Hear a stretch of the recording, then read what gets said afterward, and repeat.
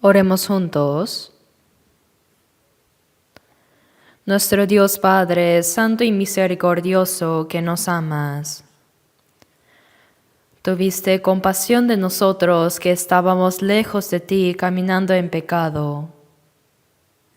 Y el Señor Jesús tomó sobre sí la maldición y el juicio que nosotros debíamos recibir. Y con su preciosa sangre derramada lavó nuestros pecados para siempre y nos salvó sin ningún mérito de nuestra parte. Te agradecemos por esta gracia tan grande. Ahora nosotros, los redimidos por la preciosa sangre del Señor, nos reunimos delante de ti para aprender tu palabra y tener comunión en esta santa congregación que está con el Señor. Te damos gracias por esto, Dios. En esta hora también pedimos que el Señor nos acompañe y nos cuide a cada uno de nosotros. Con la mano misericordiosa de Dios, sostén más a cada persona. Y si hay alguien entre nosotros que aún no ha comprendido claramente la gracia de Dios, por favor abre su corazón para que verdaderamente comprenda la grande y maravillosa gracia de Dios y pueda recibir la salvación. Te pido, Señor, que cada uno de nosotros sea más lleno de tu palabra, gracia y el poder del Espíritu Santo. Oramos para que el Señor nos fortalezca con sabiduría y poder para que podamos vivir dignamente como hijos de Dios sin vergüenza.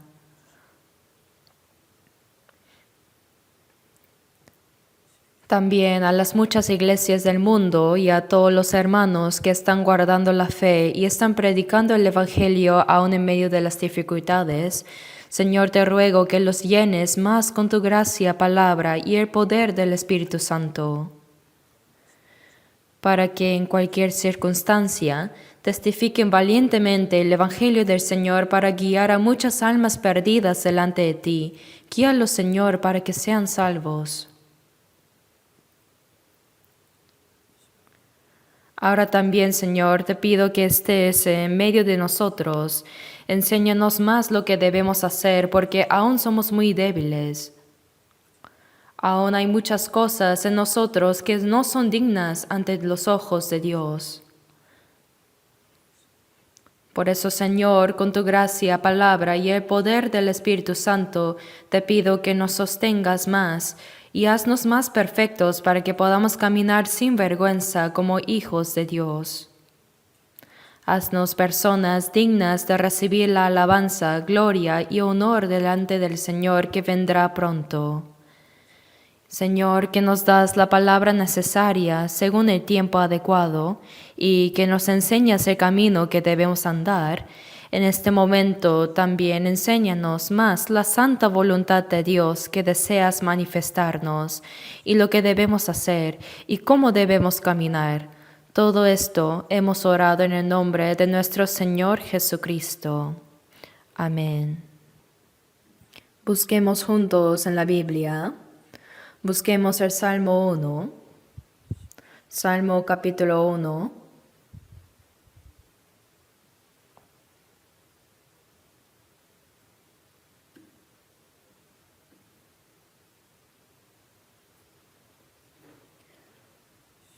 Salmo 1. Si lo tienen, desde el versículo 1 hasta el 6, leamos juntos lentamente. Bienaventurado el varón que no anduvo en consejo de malos, ni estuvo en camino de pecadores, ni en silla de escarnecedores se ha sentado, sino que en la ley de Jehová está su delicia, y en su ley medita de día y de noche. Será como árbol plantado junto a corrientes de aguas, que da su fruto en su tiempo y su hoja no cae, y todo lo que hace prosperará. No así los malos, que son como el tamo que arrebata el viento. Por tanto, no se levantarán los malos en el juicio, ni los pecadores en la congregación de los justos, porque Jehová conoce el camino de los justos, mas la senda de los malos perecerá. El jueves pasado tuvimos la reunión de preparación para el retiro en nuestro centro de retiro. Realmente se reunieron muchos hermanos de todo el país. Participaron tantas personas que no pudieron entrar todas en el auditorio principal. Entonces el resto probablemente participaron también a través del video transmitido desde otro salón.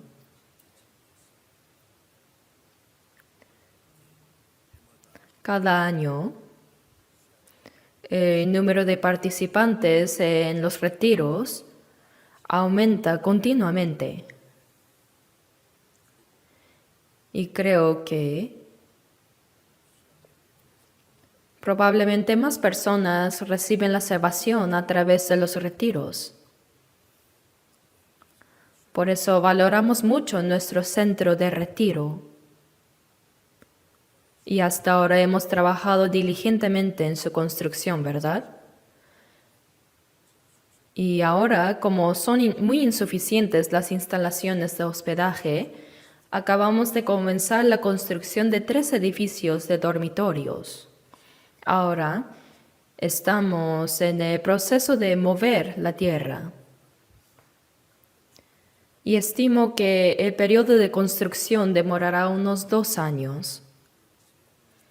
Cuando esos 3 edificios estén terminados, habrá aproximadamente 480 habitaciones más. Parece que será un poco más que las que tenemos actualmente.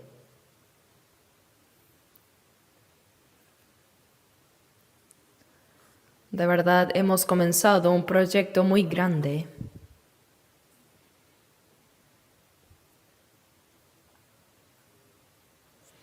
Si incluimos todos los edificios auxiliares, el área de construcción será aproximadamente de 33.000 metros cuadrados. Y el costo de construcción, ya que estos costos han disparado últimamente, se estima que se superarán los 60.000 millones de wones para esta obra. Aún así, las iglesias de todo el país están participando juntas e impulsando esto. Agradecería si todos pudieran tener interés, orar juntos y participar de todo su corazón hasta que se complete esta gran obra.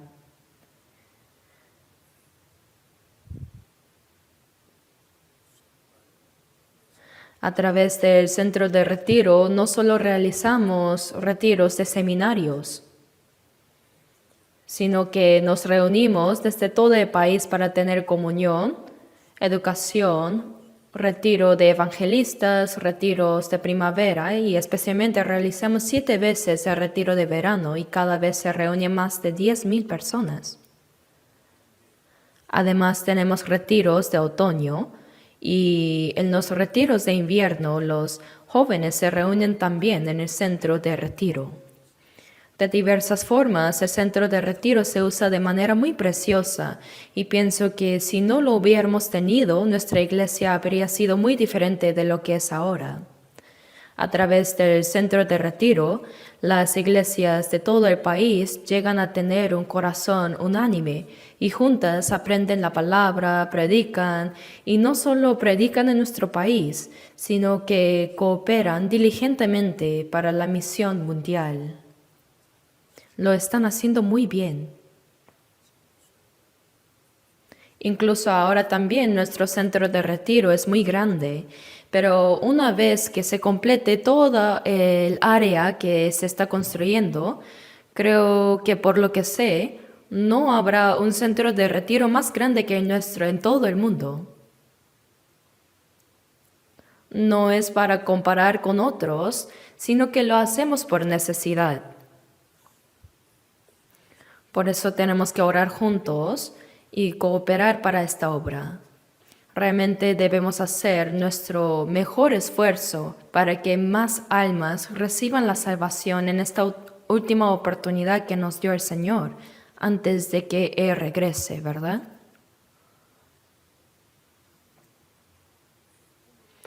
Hoy quisiera hablar con las palabras del Salmo 1 bajo el título El camino del verdadero cristiano. Probablemente no podré hablar de todas las palabras de este salmo hoy, pero trataré de hablar según el tiempo lo permita. Como saben, gran parte de los salmos fue escrita por el rey de Israel. Por el rey Israel David. David era una persona que cantaba, usaba bien los instrumentos musicales, también escribía poesías. Y no solo vivió una vida de fe distinguida confiando en Dios diligentemente, sino que también mostró bien su fe en estos salmos.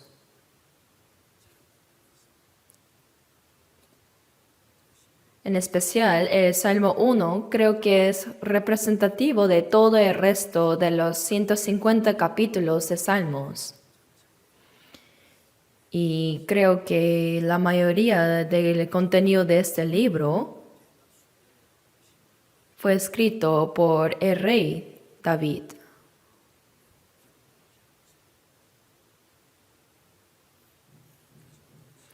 Por eso hoy, aunque las palabras del Salmo 1 quizá las conozcan bien ya, aún así su contenido es un poco difícil. A primera vista es así. Por eso vamos a estudiar profundamente palabra por palabra y recibir juntos las enseñanzas de la palabra de Dios a través de este salmo. Primero vamos a ver versículo 1. En el capítulo 1, versículo 1 dice, bienaventurado el varón.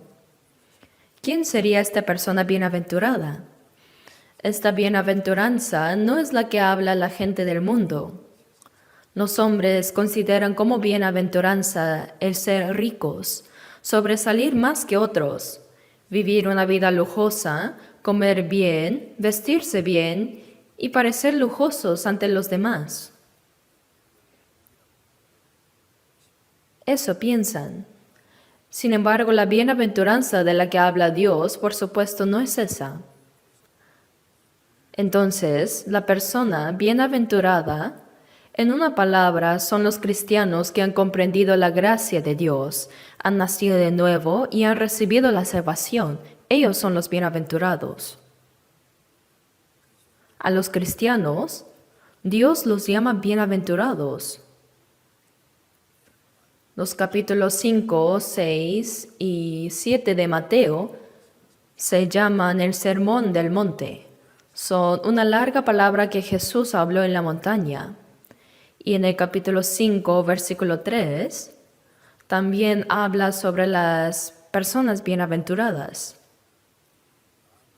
Dice, bienaventurados los pobres en espíritu, porque de ellos es el reino de los cielos. Por otro lado, lo que la gente mundana considera bienaventuranza es completamente diferente. Ellos dicen que las personas ricas son las bienaventuradas, pero Jesús dijo que los pobres, especialmente los pobres de espíritu, son los bienaventurados. Aquí, porque de ellos es el reino de los cielos, significa que esas personas pobres de espíritu podrán ser salvas. Pueden ir al cielo. Dios llama a los pobres para hacerlos ricos en fe, y a los pobres se les predica el Evangelio. Hay muchas palabras así, y pensemos, entre nosotros que estamos reunidos aquí también, quizá no hay personas tan ricas. Los muy ricos no vienen a estos lugares, porque ya están ocupados yendo a divertirse, yendo a jugar golf, o están enloquecidos por disfrutarse carnalmente. Es cierto, si la carne es rica, los hombres no piensan en el alma. Y si son ricos en este mundo, tampoco piensan en el problema del mundo venidero.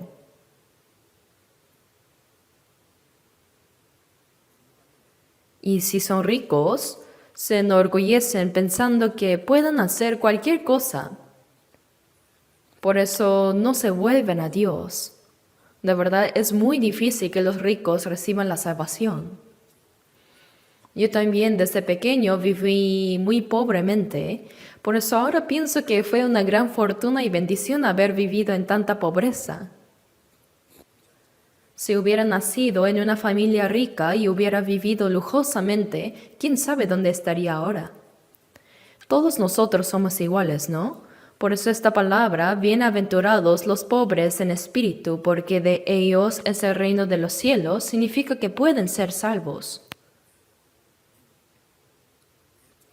Y el versículo 4 dice, bienaventurados los que lloran, porque ellos recibirán consolación. No se refiere a las personas que lloran por las cosas carnales, sino por sus pecados.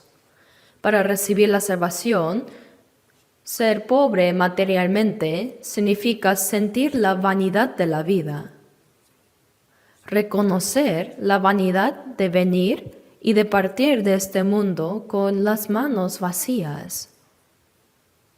Y otra cosa es que estamos en pecado apartados de Dios. Debemos saber llorar por el pecado.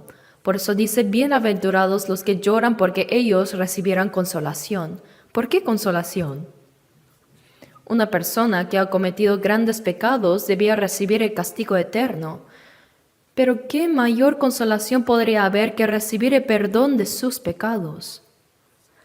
Por eso, bienaventurados los que lloran porque ellos recibirán la consolación, significa que comprenderán la gracia de Dios y recibirán el perdón de pecados.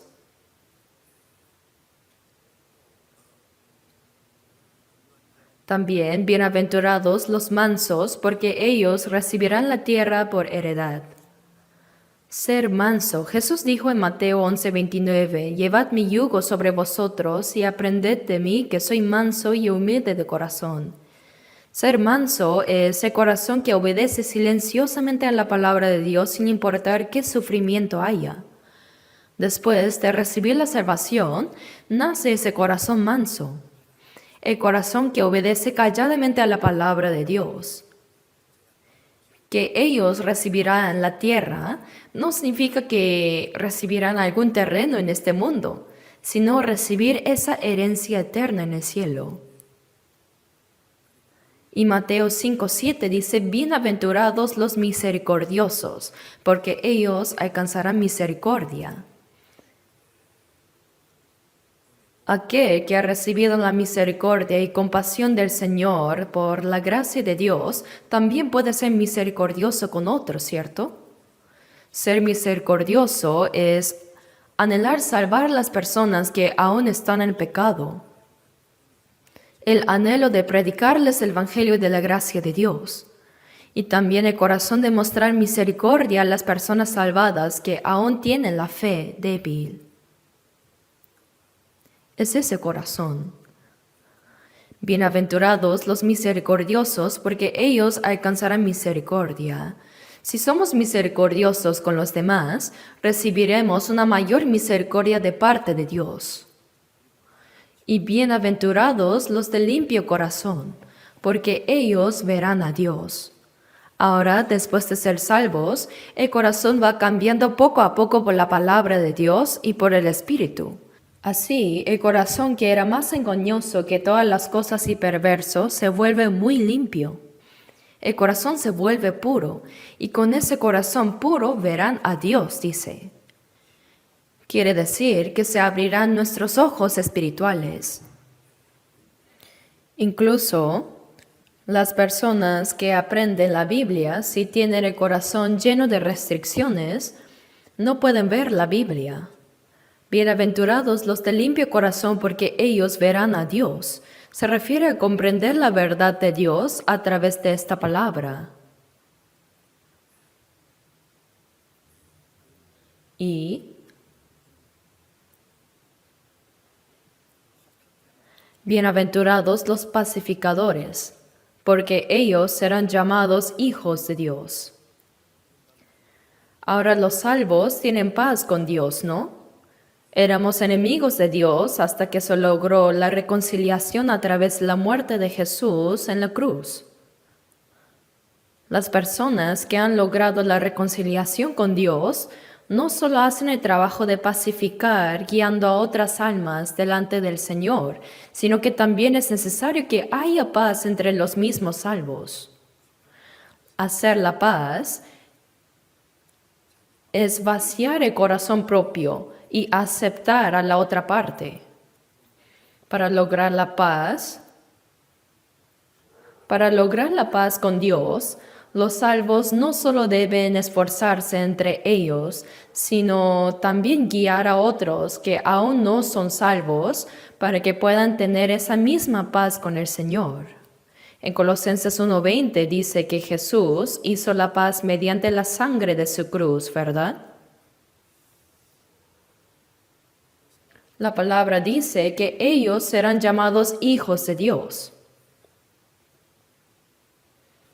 Nosotros que estábamos lejos de Dios, caminando en pecado, recibimos la salvación y se logró la paz con Dios, la paz entre los salvos.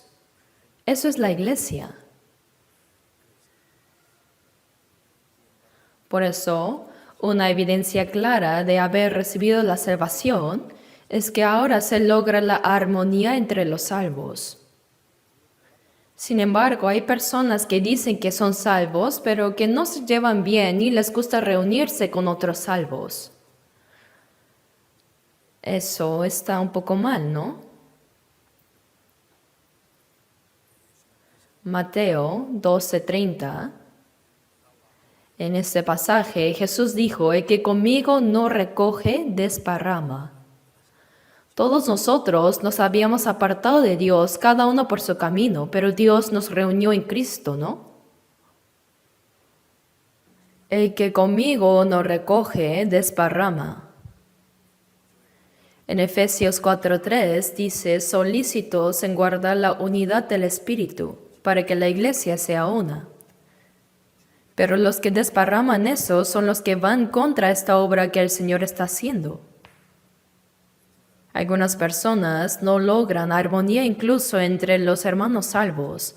Hay algunos que tienen una postura, opinión y voluntad muy fuerte que juzgan incondicionalmente a otros, pero de verdad no debemos ser así. Debemos tener un corazón más amplio. Y Mateo 5:10 dice: bienaventurados los que padecen persecución por causa de la justicia, porque de ellos es el reino de los cielos.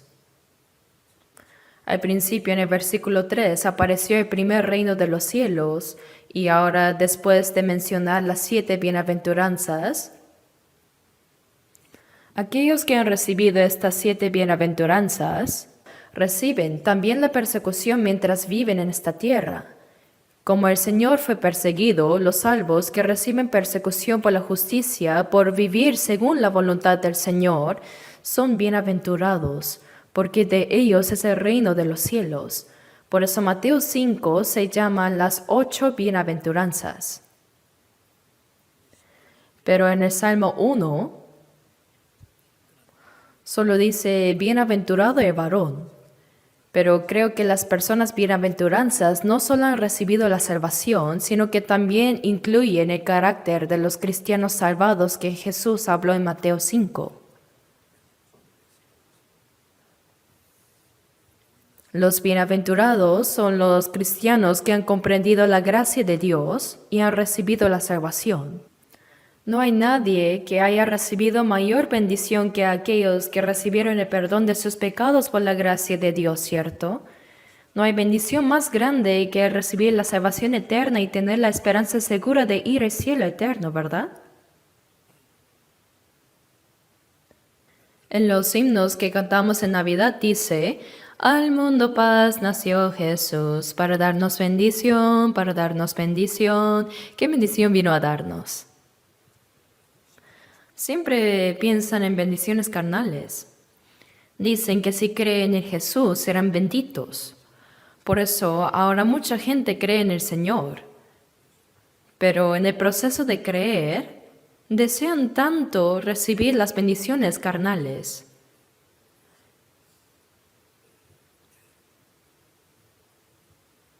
Entonces, si ven cómo oran esas personas, Oran para que toda la familia tenga salud, para que el negocio de su esposo vaya bien, para que todo prospere. Esperan las bendiciones que la gente del mundo desea. Sin embargo, las bendiciones de los salvos, por supuesto, no son esas. Si esas cosas fueran bendiciones, entonces Jesús, quien vino a este mundo, vivió de la manera más pobre. Él fue concebido en el cuerpo de una virgen y como no había lugar donde nacer, nació en un establo de animales, en un pesebre de animales. Y creció durante 30 años como hijo de un carpintero pobre. Y durante 3 años y medio de ministerio público, no tuvo donde recostar la cabeza y lo único que tenía Jesús como realmente suyo era la cruz. ¡Cuán pobre era!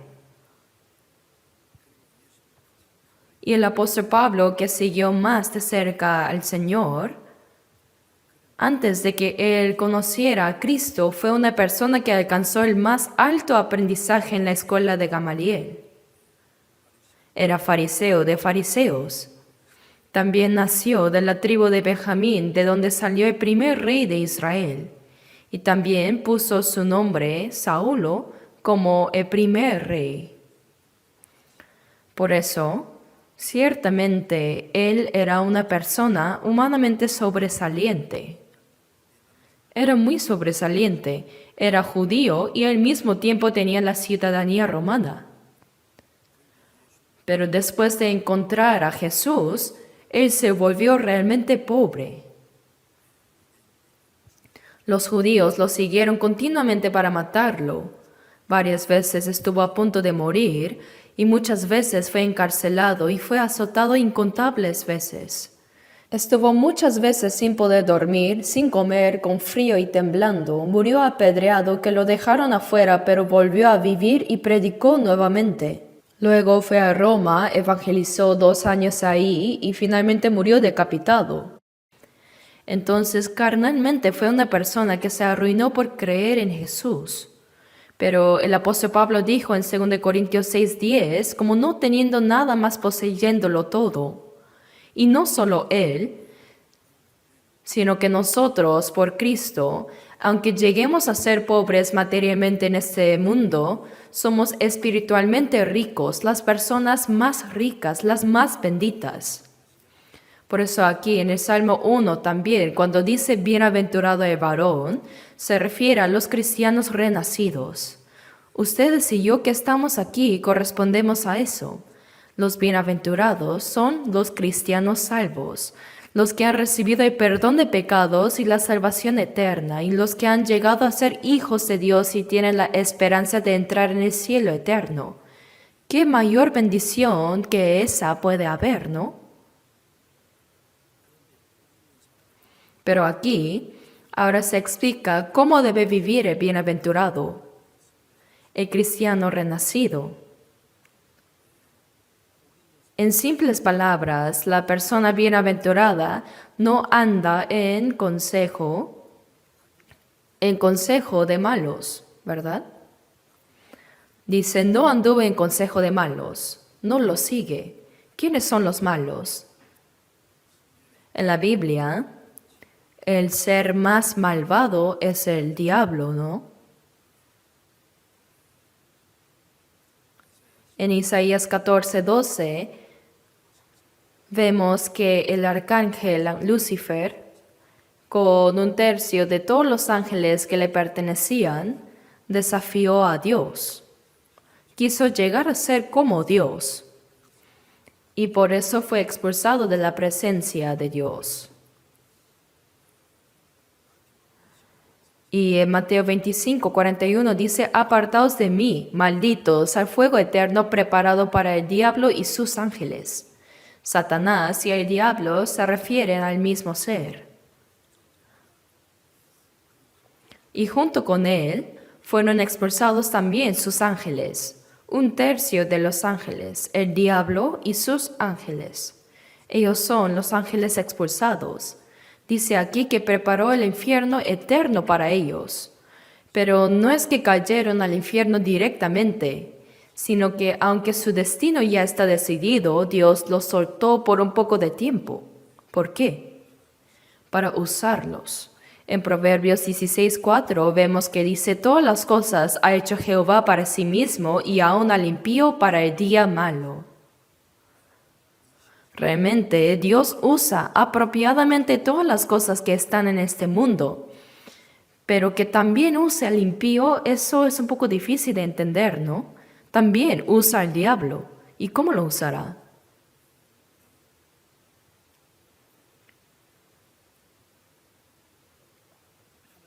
Entre todas las criaturas que Dios hizo, el ángel es el ser más glorioso. Es un ser con más poder después de Dios. No obstante, los ángeles son espíritus ministradores de Dios, es decir, son servidores, son obreros de Dios.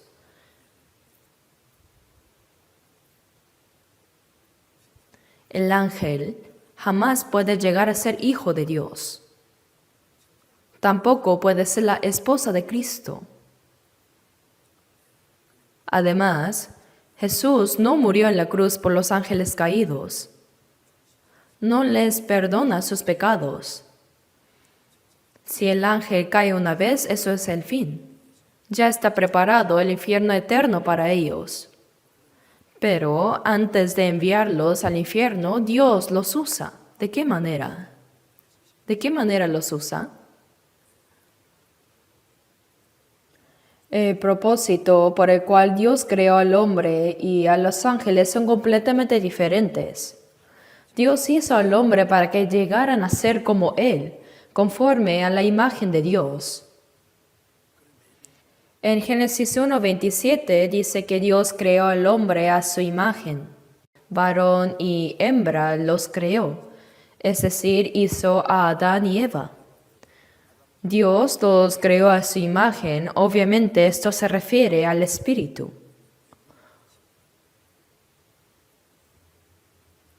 Dios los hizo a su imagen, pero ¿qué pasó en el huerto de Edén? Para llegar a ser como Dios,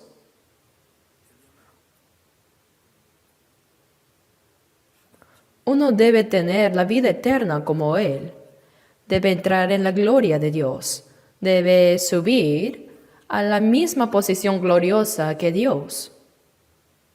Dios los hizo conforme a su imagen para que llegaran a ser como Él. Pero en el huerto de Edén, Adán y Eva fueron muy desválidos. Pues, aunque fueron creados a la imagen de Dios, para obtener la vida eterna, para ir al cielo, para ser hijos de Dios y para ser objeto del amor de Dios, lastimosamente ahora no es así. Ahora es un ser incompleto. ¿Por qué? Pues para obtener esa gloria de llegar a ser como Dios, debían pasar por una prueba. Llegar a ser como Dios no es algo que simplemente se le da, sino que uno mismo debe obtener esa gloria, debe pasar por la prueba. ¿Qué prueba? Debe vencer la prueba de este diablo Satanás que fue expulsado por haber querido ser como Dios. Eso es lo que Dios determinó. Por eso no envió al diablo de frente al infierno, sino que lo usa para este fin. En Génesis 1 vemos que Dios en el primer día hizo la luz y vio que la luz era buena. Y el segundo día hizo la expansión.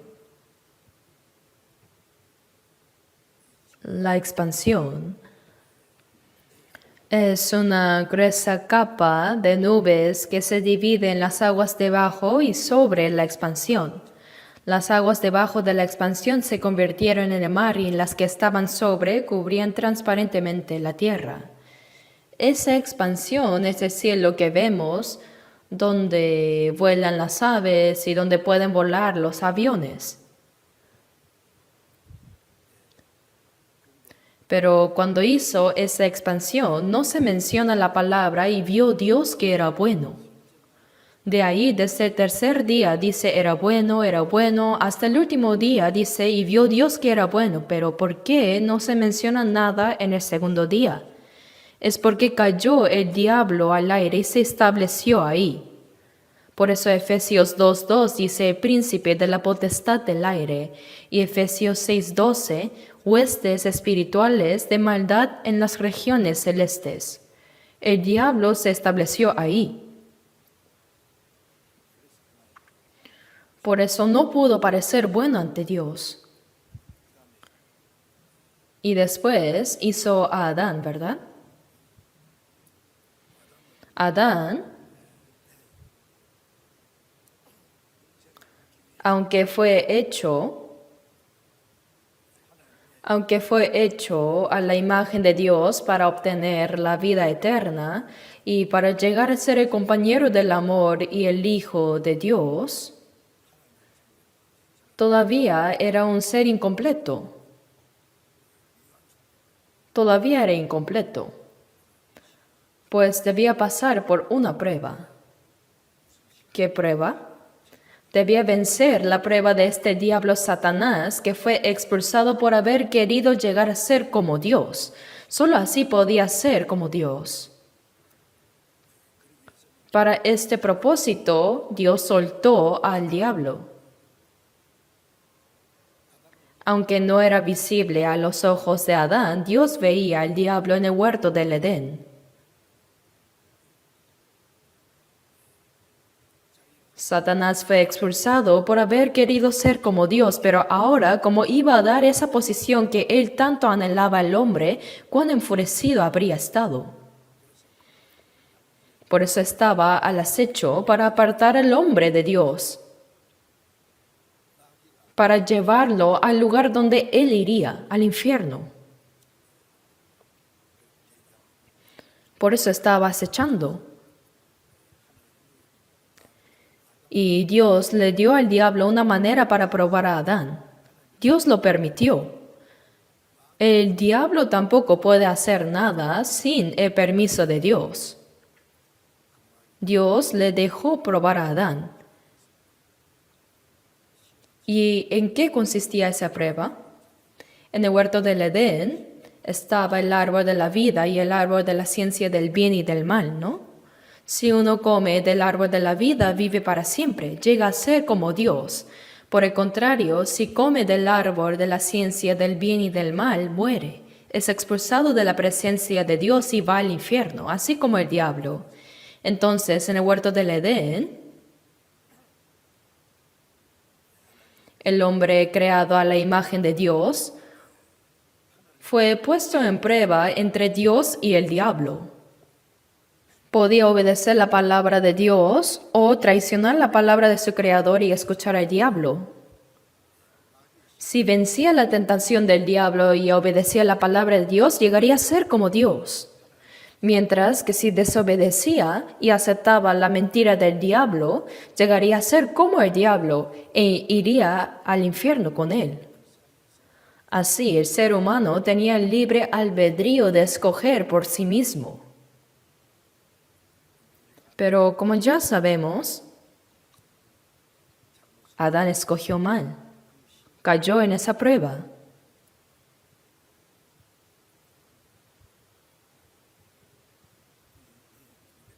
Pero los bienaventurados, o sea, los salvos, ya no andan en consejo de malos.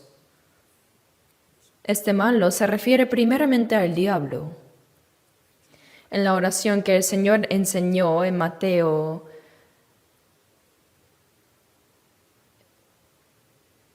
6:13 dice, y no nos metas en tentación, mas líbranos del mal, ¿no? Pero del mal significa del maligno. Entonces significa líbranos de esa tentación del diablo, de las fuerzas del diablo. Por eso primero, ante los ojos de Dios, ¿quién es el más malvado? Es el diablo. Los cristianos salvos ahora ya no deben caer en esa tentación del diablo. No deben seguir al diablo. No deben seguir el consejo de los malos, el engaño de Satanás, ¿no? Es engaño, no hay que caer en ello. Pero el hombre, como Adán desobedeció y cayó, todas las personas nacidas en Adán son pecadores desde su nacimiento. Se cortó la comunicación con Dios.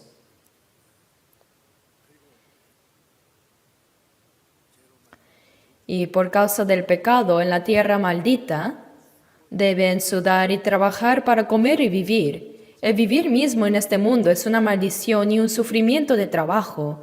A la mujer le dio el dolor de concebir y con dolor dará a luz sus hijos. Así, el vivir mismo del ser humano es trabajo, tristeza y una maldición.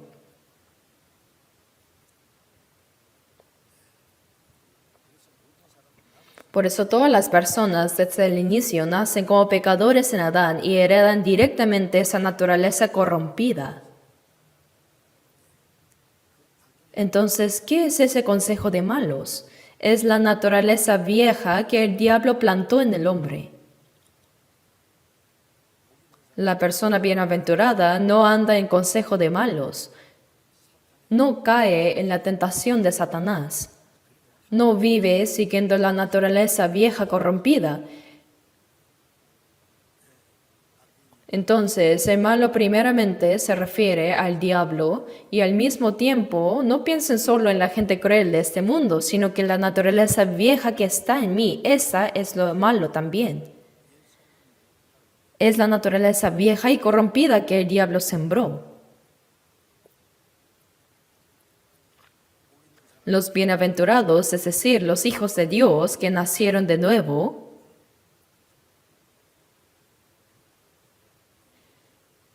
ya no deben vivir siguiendo los deseos de la carne corrompida, sino siguiendo al Espíritu Santo ahora.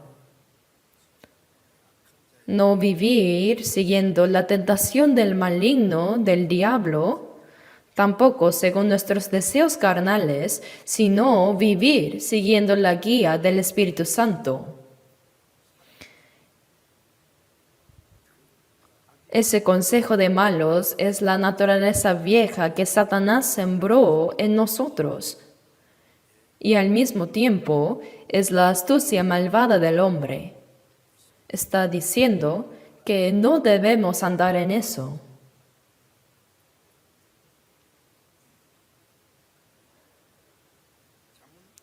Proverbios 1:10 dice, Hijo mío, si los pecadores te quisieren engañar, no consientas. Hijo mío, no sigas el consejo de los malvados.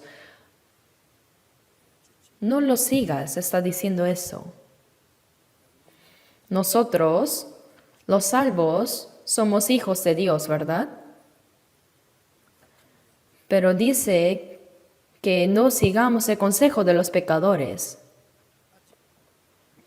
Aunque seamos salvos, aún queda esa naturaleza vieja.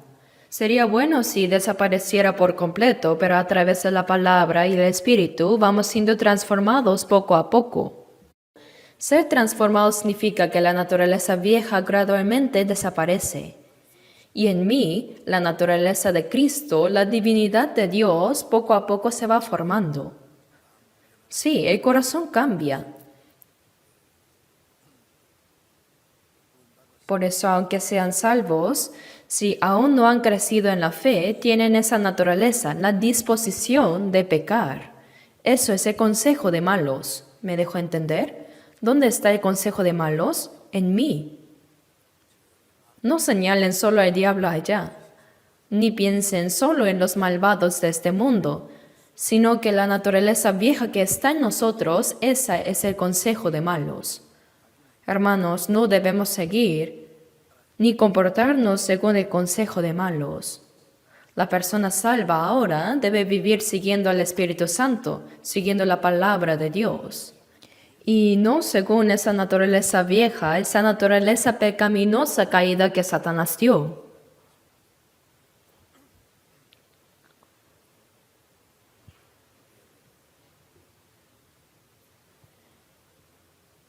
En Gálatas 5:16 dice, andad en el Espíritu, y no satisfagáis los deseos de la carne.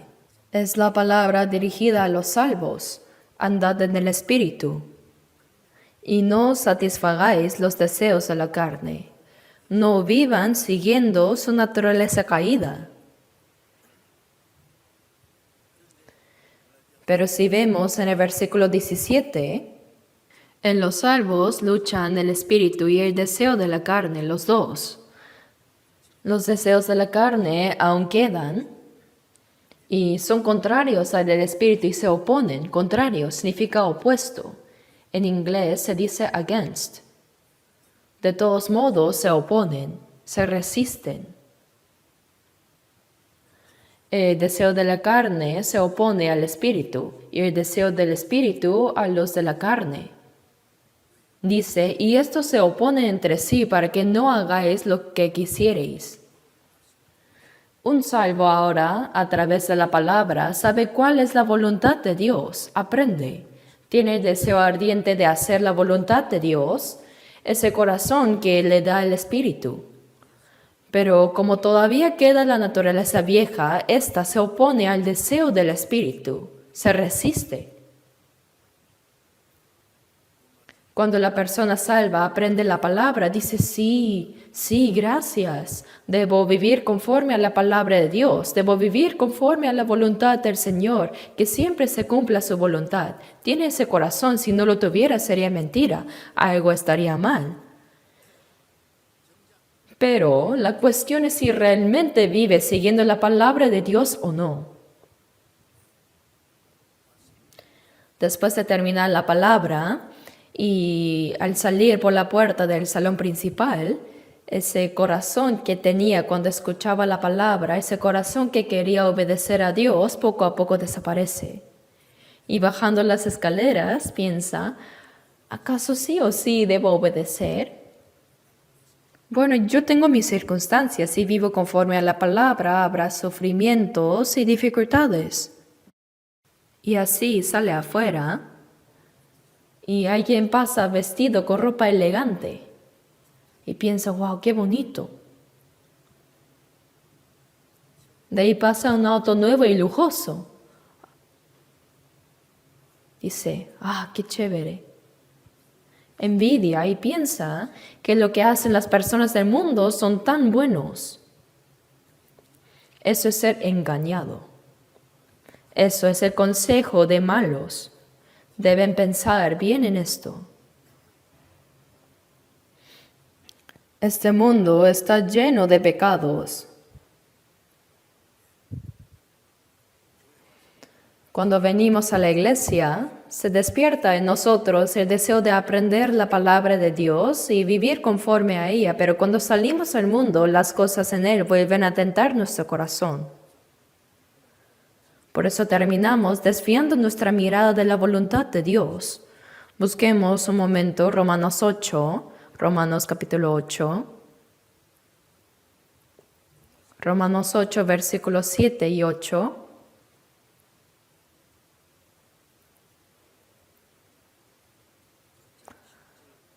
Romanos 8, versículos 7 y 8. Leamos juntos. Por cuanto los designios de la carne son enemistad contra Dios, porque no se sujetan a la ley de Dios, ni tampoco pueden, y los que viven según la carne no pueden agradar a Dios. Los designios, es decir, los pensamientos de la carne son enemistad contra Dios. Incluso los salvos aún conservan pensamientos carnales. Ese viejo carácter que no ha sido transformado.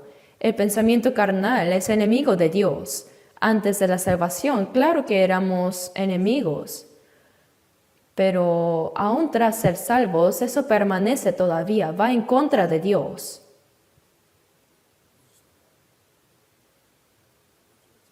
Por eso en Mateo 10:36 dice que los enemigos del hombre serán los de su casa. También dentro de mí hay un enemigo, que es la parte que no quiere obedecer a la palabra de Dios. Como es enemigo de Dios, no se sujeta a la ley de Dios ni tampoco puede, dice. La carne no quiere someterse a la ley de Dios. Siempre está el otro pensamiento de ¿realmente tengo que vivir conforme a su palabra?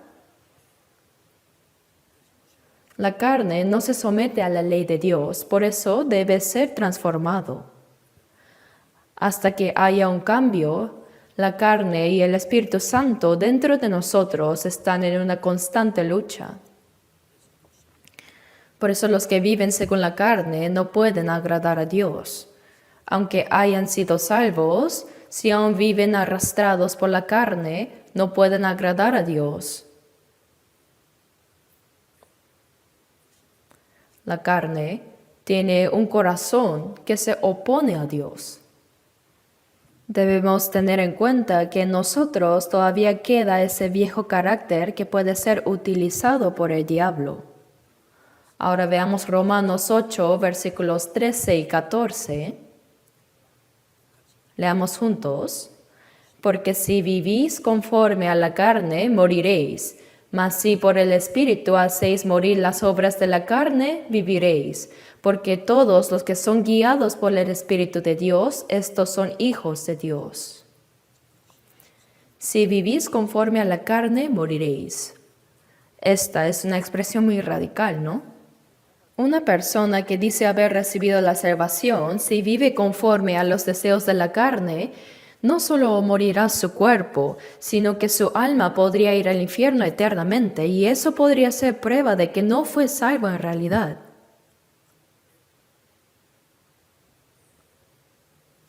No debemos vivir conforme a la carne. Si seguimos viviendo así, incluso una persona salva pero cuya fe aún no ha madurado, vivirá vacilando entre seguir la carne o seguir al Espíritu Santo, pero poco a poco debe ir transformándose. ¿Hasta cuándo van a seguir así? Pero si una persona que dice que es salva vive como alguien que no es salvo, es decir, si vive conforme a la carne, la expresión moriréis significa que irá al infierno sin falta.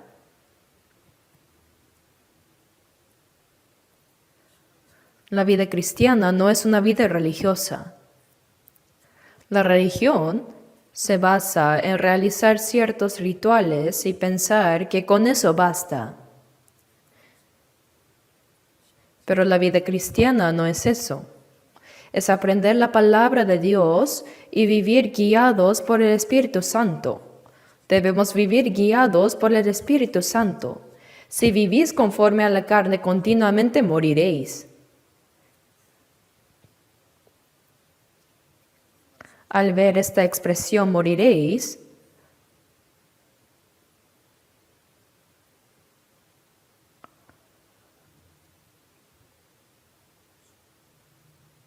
realmente es una palabra aterradora. Es muy temible. Pensándolo bien,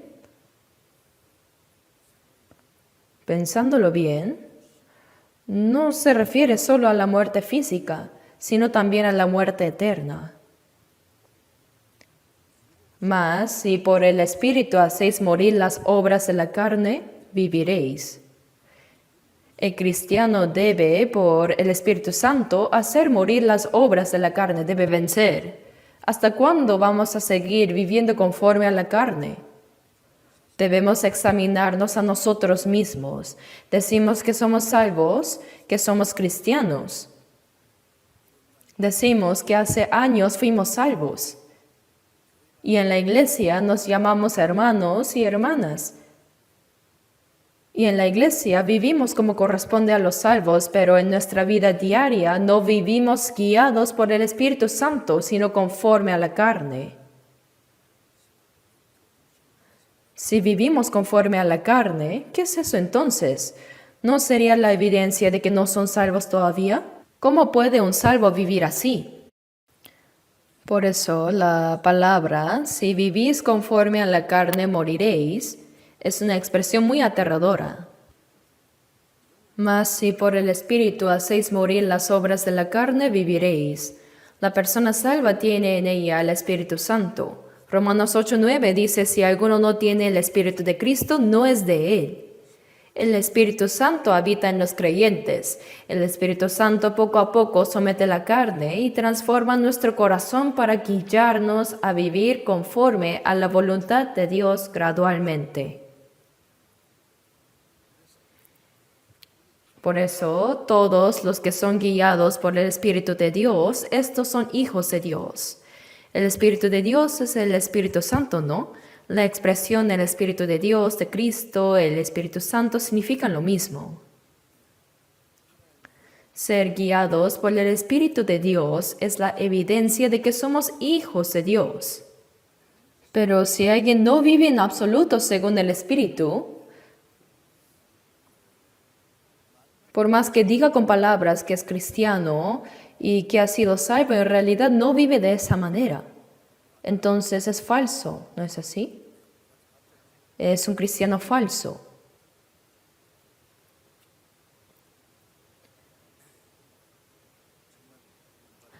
Aquí se explica bien sobre cómo debe vivir un salvo, un cristiano, si es que realmente es bienaventurado. Bienaventurado el varón que no anduvo en consejo de malos, el consejo de malos.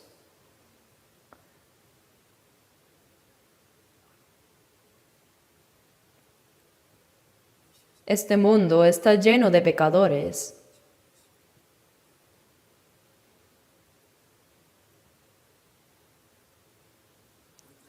En 1 Corintios 15:33 dice, no erréis. Las malas conversaciones corrompen las buenas costumbres. Se dice que si conoces a los amigos de una persona, puedes conocer cómo es ella. Si nos acercamos a personas que son verdaderamente cristianos y llevan una fe firme, llegamos a parecernos a ellos. Pero, si nos sigue gustando estar más con los amigos del mundo que los hermanos en Cristo, quiere decir que su dirección espiritual está allá con ellos. Debemos alejarnos de las malas conversaciones. Debemos ser tajantes. Después de recibir la salvación, hay ciertas relaciones que se deben dejar. Claro que hay que buscar oportunidades para predicar a esas personas también, pero con los amigos que no creen, con los amigos de mala influencia, debemos cortar completamente la relación con las malas compañías. Cortar tajantemente. De lo contrario, como dice la Biblia, las malas conversaciones corrompen las buenas costumbres, nos harán tropezar en nuestra vida cristiana. Por eso la Biblia dice que no nos dejemos engañar. En 1 Pedro 5, versículos 8 y 9 dice, sed sobrios y velad, porque vuestro adversario, el diablo, como el león rugiente, anda alrededor buscando a quien devorar. El diablo anda como el león rugiente buscando a quien devorar. Las personas no salvas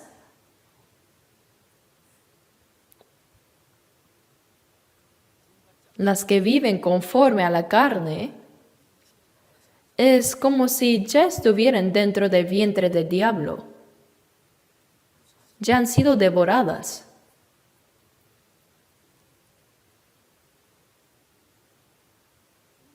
El diablo, como león rugiente, busca a quien devorar. Aunque no puede quitar la salvación a los salvos, sí puede arruinar su vida cristiana. Hay que tener eso bien en claro. Entonces, Si un salvo fracasa en su vida cristiana y vive como si no fuera salvo, bueno, algunos dirían es salvo, solo que es carnal. Pero no sé, habría que ver si realmente es salvo o no. Hay que ver.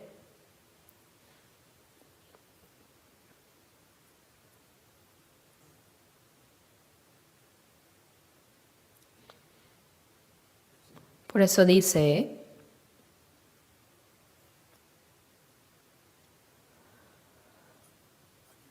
no anduvo en consejo de malos, ni estuvo en camino de pecadores. El camino de los pecadores. Hay un camino por el que andan los pecadores. En Mateo 7, versículos 13 y 14 dice, entrad por la puerta estrecha, porque ancha es la puerta y espacioso el camino que lleva a la perdición, y muchos son los que entran por ella, porque estrecha es la puerta y angosto el camino que lleva a la vida, y pocos son los que la hallan. Hay dos caminos, ¿no? La puerta que lleva a la perdición es ancha y su camino espacioso, y muchos van por ahí, mientras que la puerta que lleva a la vida es estrecha y su camino angosto, difícil, y pocos la hallan. Antes, yo pensaba que este pasaje distinguía entre los creyentes y los incrédulos.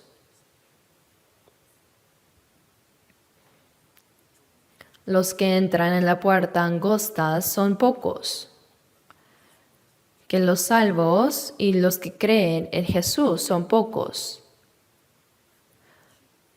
Y muchos van por el camino ancho porque su puerta es ancha y espacioso el camino. En sí, no está mal esa interpretación, es válida, pero al mirar más profundamente este pasaje, no está simplemente dividiendo a los creyentes e incrédulos, sino que incluso entre los creyentes hay dos tipos de personas. Más adelante, Mateo 7:21 dice, no todo el que me dice Señor, Señor entrará en el reino de los cielos, sino el que hace la voluntad de mi Padre que está en los cielos.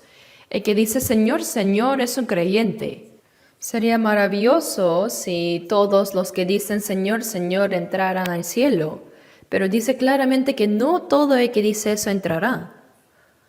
Incluso dice que algunos profetizaron en su nombre, echaron fuera demonios y realizaron muchos milagros. Pero el Señor les respondió, nunca os conocí, apartados de mí, hacedores de maldad.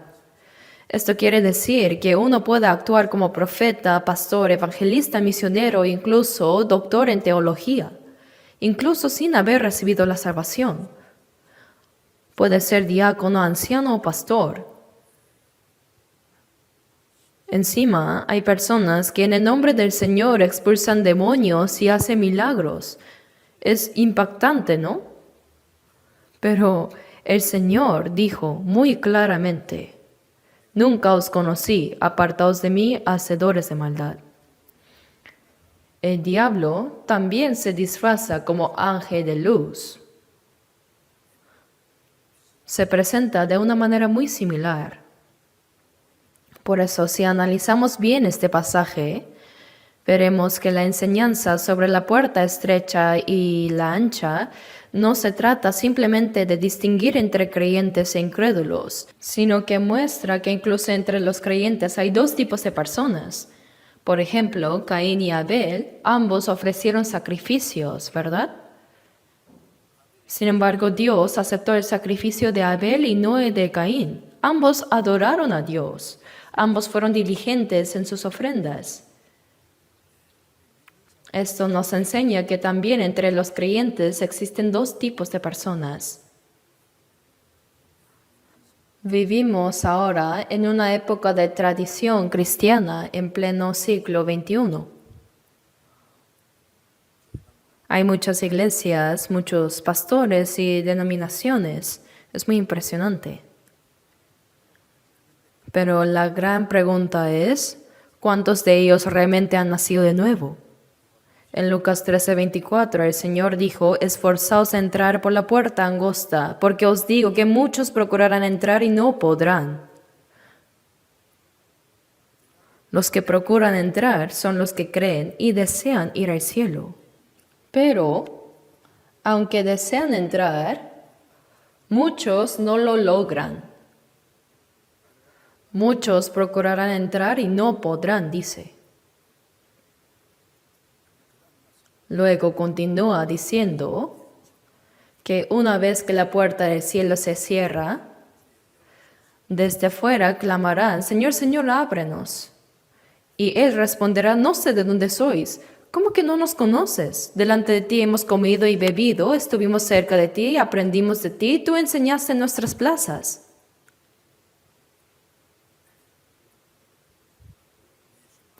Pero Jesús respondió, no sé de dónde sois, apartaos de mí, todos vosotros hacedores de maldad. Es muy sorprendente, ¿no? Hoy en día hay muchísimos cristianos. Recientemente estuve en Estados Unidos. Visité Nueva York, nuestro retiro en Kentucky y también Washington. Y mientras viajábamos en carro vi innumerables iglesias por el camino. Algunas eran muy grandes e impresionantes. Qué bueno sería que todas esas personas fueran realmente salvas. Invocan el nombre del Señor, parecen ser creyentes firmes, pero en verdad es muy difícil encontrar a alguien que realmente haya nacido de nuevo. Al decir esto, algunos pensarán que es una afirmación exagerada, pero el mismo Señor dijo en Lucas 12:32, no temáis, manada pequeña, porque a vuestro Padre le ha placido daros el reino. Él no dijo manada grande, sino manada pequeña. Son muy pocos. Y lo que más temo es que, bueno, en nuestra iglesia, probablemente en porcentaje habrá muchos renacidos. Creo que serán pocos los falsos creyentes entre nosotros. Lo ideal sería que todos pudieran ir al cielo, pero todo el 100% no lo sé. Es difícil esperar un 100% de salvos realmente, lo siento mucho. Por eso debemos estar despiertos espiritualmente. Como estamos rodeados de creyentes salvos, no debemos ser como quienes mezclan el dinero falso con el verdadero para aprovecharse. No hay que caer en eso.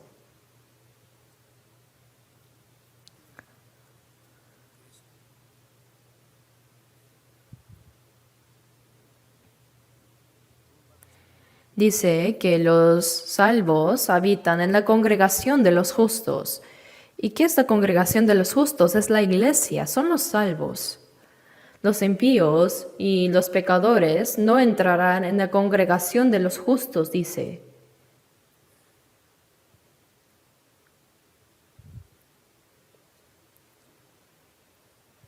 Quienes han sido salvos por la abundante gracia de Dios, los cristianos salvos, están dentro de ese grupo santo, la congregación de los justos. No andan con los que practican la maldad. No están en la congregación de los impíos. Congregación se refiere a una multitud. En Isaías 53:6 dice, todos nosotros nos descarriamos como ovejas, cada cual se apartó por su camino. Dios es el pastor y nosotros las ovejas. Pero una oveja que se aleja del pastor no le sigue a él, sino que va por su propio camino. Así que como ovejas descarriadas, tomamos caminos errados, viviendo según nuestro propio egoísmo y deseos. Y si se sigue por ese camino hasta el final, el destino es el infierno. Por eso, en Hechos 1:25, después de que Judas vendiera a Jesús por 30 piezas de plata y se suicidara, los 12 discípulos se reunieron para escoger a otro apóstol para ocupar su lugar. Tenían que escoger a uno. En la oración que ellos hicieron, dijeron, cayó Judas por transgresión para irse a su propio lugar. Si uno va hasta el final, a su propio lugar, el destino será el infierno.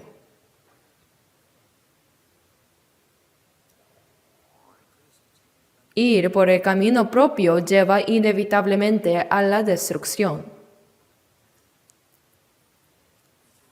Por eso, ahora debemos seguir el camino que Dios ha establecido.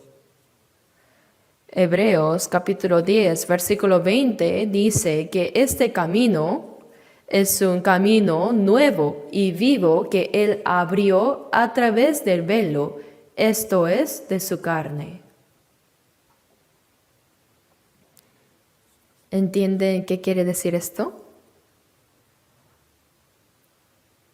Cuando Jesús murió en la cruz, el velo del templo en Jerusalén se rasgó de arriba abajo así. ¿Qué era el velo? El velo separaba el lugar santo del lugar santísimo. El lugar santísimo era donde habitaba Dios, el lugar más sagrado. Y en el otro lado, en el lugar santo, estaban los que servían. Los israelíes, en el día de la expiación, el 10 del mes séptimo, llevaban la sangre de animales como corderos, cabras o becerros, entraban al lugar santísimo, rociaban la sangre para expiar sus pecados del año, oraban y salían, luego esperaban hasta el próximo día de expiación. Pero cuando Jesús murió, el velo se rasgó de arriba abajo, lo cual significa que ya no hay barrera entre Dios y el hombre. Dice, camino nuevo y vivo que Él abrió a través del velo, esto es, de su carne. Cuando el cuerpo físico de Jesús fue entregado, el velo se rompió. La enemistad se quebró. Cuando Jesús estaba en la cruz, lo atravesaron con una lanza en el costado y de su corazón brotaron sangre y agua. En ese momento se abrió la puerta del cielo. Se derribó el muro que separaba al hombre de Dios. Entonces, el velo se refiere al cuerpo de Jesús. A través de su muerte física, Jesús abrió un camino nuevo y vivo hacia Dios. Y en el Salmos 23:3 dice, confortará mi alma, me guiará por sendas de justicia por amor de su nombre. Confortar el alma es darnos la salvación, ¿no? Y luego dice que nos guía por sendas de justicia por amor de su nombre. A los salvos, Dios los guía por caminos de justicia. Así que bienaventurado el varón que no anduvo en consejo de malos, ni estuvo en camino de pecadores, ni en silla de escarnecedores se ha sentado. ¿Quiénes son los escarnecedores? Son los orgullosos que rechazan la palabra de Dios. Incluso un salvo puede convertirse en escarnecedor si, a pesar de conocer la palabra de Dios, dice, sé lo que dice, pero no puedo vivir así yo. No quiero. ¿Qué es eso? Es arrogancia y desobediencia. ¿No es así? Debemos obedecer la palabra de Dios. Filipenses 2:8 dice que Jesús se hizo obediente hasta la muerte y muerte de cruz. Y Mateo 11:29 dice que Jesús fue manso y humilde de corazón, y según Isaías 53:7 fue como cordero, fue llevado al matadero, y como oveja delante de sus trasquiladores enmudeció y no abrió su boca. Eso es ser manso. Los salvos, sin importar la aflicción y dificultad, obedecen silenciosamente. Esa es la mansedumbre. Por eso, un escarnecedor es alguien que conoce la palabra de Dios, pero no la pone en práctica y vive según su propio deseo. Eso es ser soberbio y ser escarnecedor. No debemos sentarnos en silla de escarnecedores, debemos levantarnos de ahí, ¿cierto? A veces se nos llama arrogantes y desobedientes porque, conociendo la palabra, no la practicamos. Entonces no debemos permanecer en ese lugar, sino levantarnos y volvernos a Dios.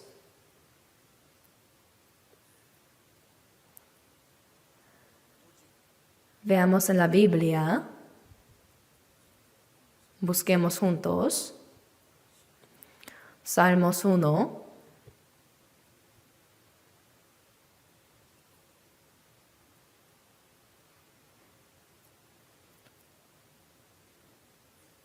Leamos juntos Salmos 1, versículos 1 y 2.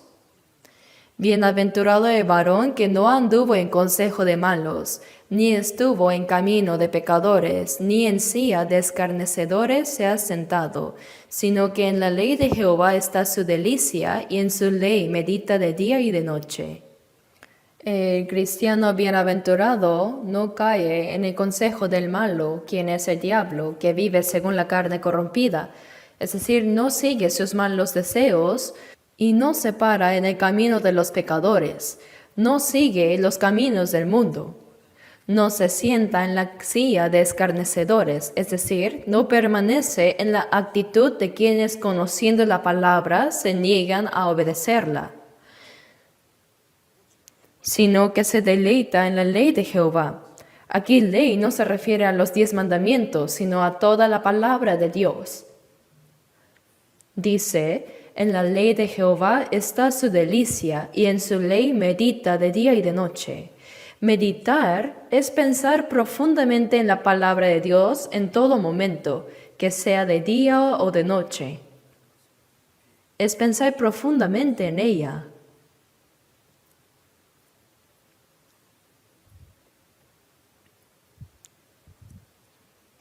Realmente, ¿cuánto nos deleitamos en la palabra de Dios?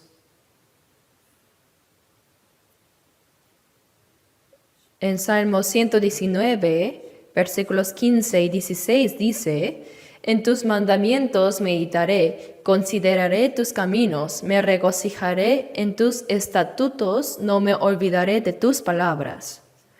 En tus mandamientos meditaré, consideraré tus caminos,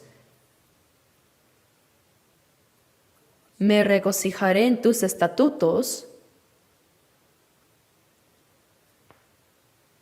no me olvidaré de tus palabras. Amar aprender la palabra de Dios, amar leerla, oírla, memorizarla y practicarla. ¿De verdad lo disfrutamos así?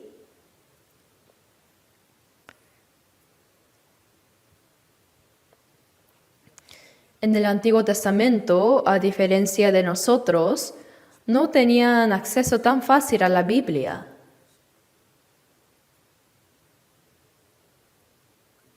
Pero ahora tenemos el privilegio de aprender tanto el Antiguo como el Nuevo Testamento y vivir en obediencia a la palabra. Es una bendición muy grande, pero si con todo ese conocimiento no actuamos, no sirve de nada. Meditar significa pensar profundamente. Comparar mi vida con la palabra y vivir conforme a ella. Proverbios 3:6 dice, reconócelo en todos tus caminos y Él enderezará tus veredas. Reconocer a Dios en todos nuestros caminos es reflejarnos en la palabra y vivir según su palabra. Eso es reconocerlo. Si no lo hacemos, no lo estamos reconociendo. Si decimos, la Biblia dice eso, pero no quiero vivir así, Entonces, eso no es reconocer a Dios.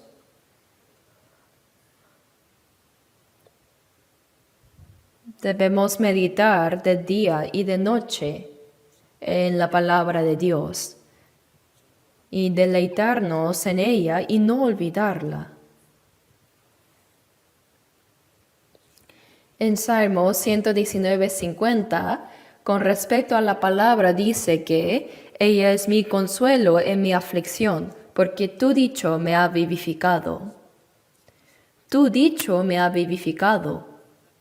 En medio de la aflicción, la palabra de Dios es nuestro consuelo. Aunque pasamos muchas dificultades en esta vida, la palabra de Dios nos consuela. Tu dicho, oh Dios, me ha vivificado. Ella es mi consuelo. Aunque pasemos dificultades, si aprendemos la palabra, nos deleitamos en ella y deseamos vivir conforme a ella, realmente la palabra nos vivificará. Realmente nos hará vivir.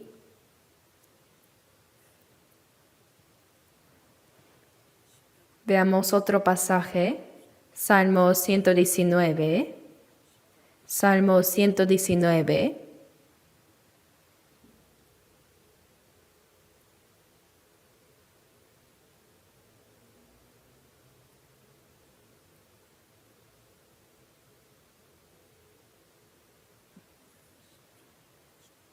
Salmo 119, versículo 56. 56, leamos juntos. Estas bendiciones tuve porque guardé tus mandamientos. Pensémoslo bien. Estas bendiciones tuve porque guardé tus mandamientos. Algunos piensan que sus posesiones materiales son su verdadero patrimonio y bendición.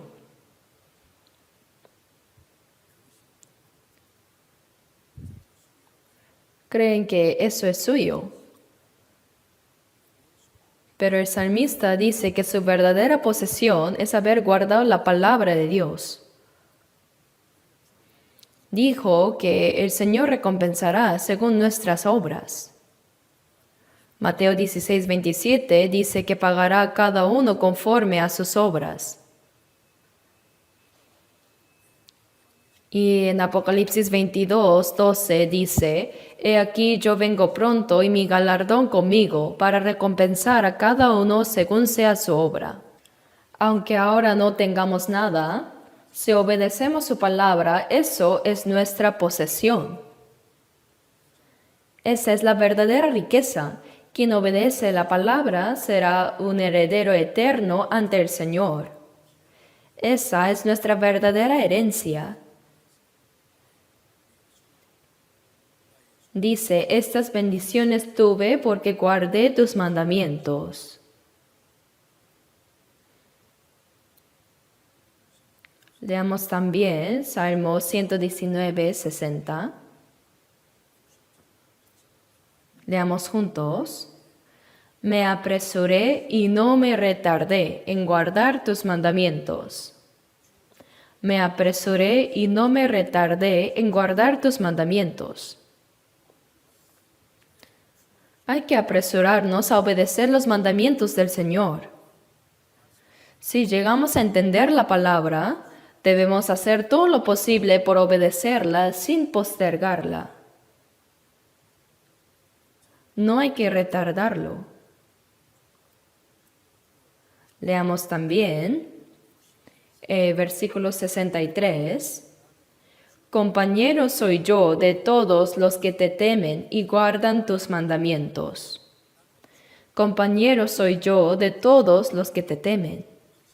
Se refiere a los verdaderos salvos. Compañero soy yo de todos los que te temen y guardan tus mandamientos. Pensemos con qué tipo de personas nos relacionamos. No debemos tener demasiada intimidad con quienes no tienen relación con Dios. por negocios o para predicar el Evangelio, puede que necesitemos relacionarnos con ellos. Pero nuestros verdaderos amigos deben ser los que temen al Señor y obedecen su palabra. A través de esos compañeros fieles debemos tener comunión. Dice que uno puede conocer el carácter de una persona al ver a los amigos que tiene. Si solo se rodea de personas necias, está mal. Debemos tener comunión sincera dentro del pueblo de Dios con los que guardan su palabra. Tengo, de verdad, muchas cosas que decir sobre este salmo, pero después hay que verlo más profundamente otra vez. Estamos viendo ahora Salmo 119. Este capítulo es el más largo de toda la Biblia.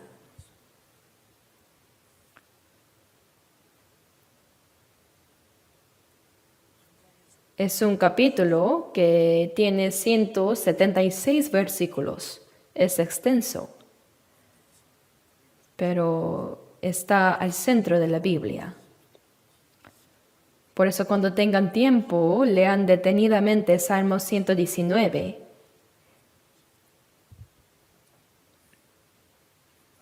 La próxima vez voy a seguir con la prédica. Por eso, bienaventurado el varón que no anduvo en consejo de malos, ni estuvo en camino de pecadores, ni en silla de escarnecedores se ha sentado, sino que en la ley de Jehová está su delicia y en su ley medita de día y de noche. Debemos aprenderla, memorizarla y practicarla en nuestra vida diaria. Oremos juntos. Padre Dios misericordioso, gracias por habernos salvado en estos últimos tiempos que tú has designado y por habernos separado de toda maldad del mundo. Gracias por guiarnos a vivir para tu voluntad y gloria durante el resto de nuestras vidas. Haz que nuestros corazones y vidas sean dignos y sin vergüenza como hijos santos de Dios, y haz que podamos vivir solo para tu voluntad y gloria en medio de tu pueblo santo. Ayúdanos a ser hallados dignos de alabanza, honra y gloria ante el Señor que regresará pronto. Corrige con tu palabra todo lo que esté mal en nuestra vida y dirige nuestra vida restante conforme a solo tu voluntad. Todo esto hemos orado en el nombre de nuestro Señor Jesús. Amén.